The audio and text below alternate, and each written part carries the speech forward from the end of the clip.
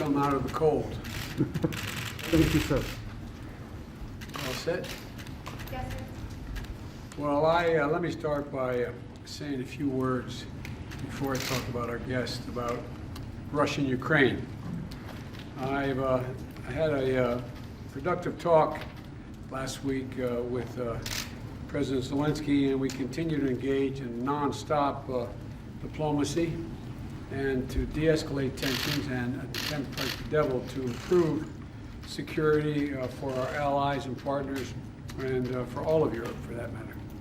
And today in the United Nations we've laid out the full nature of Russia's threat to Ukraine's sovereignty and the territorial integrity of Ukraine, as well as the core tenets of a rule-based international order. And we continue to urge diplomacy as the best way forward. But with Russia continuing its buildup of its forces around Ukraine, we are ready no matter what happens. I also want to note that the UAE defeated a ballistic missile attack launched by the Houthis, a separate issue, from Yemen yesterday. And we've been in daily contact with the UAE to address those threats.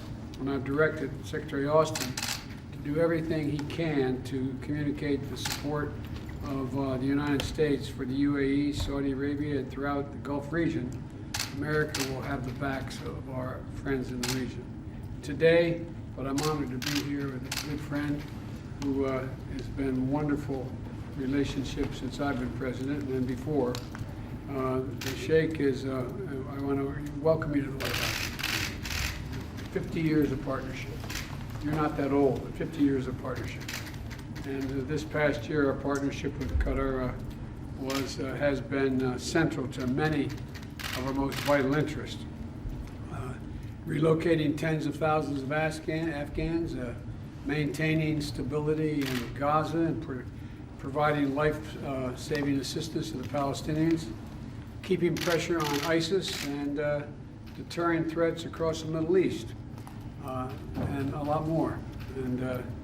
And the Emir and I have a lot on our agenda today. And we want to talk about the security in the Gulf and the broader Middle East, ensuring the stability of global energy supplies, continuing our work together to support the people of Afghanistan, and strengthening commercial and investment cooperation between our two countries. And speaking of that, on that front, I want to applaud the new deal that Qatar Airways Group signed with Boeing for a $20 billion deal.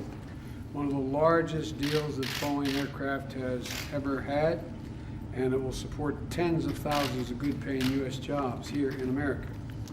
Qatar is a good friend and reliable and capable partner, and I'm notifying Congress that I will designate Qatar as a major non-NATO ally to reflect the importance of our relationship. I think it's long overdue.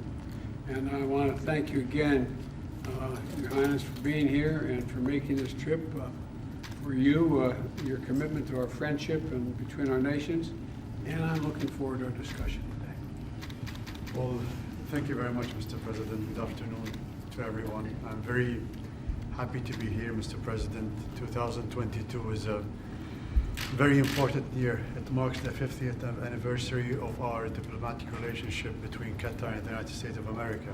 It's a very strong relationship, and we're very proud about it. We're very proud of what we have achieved.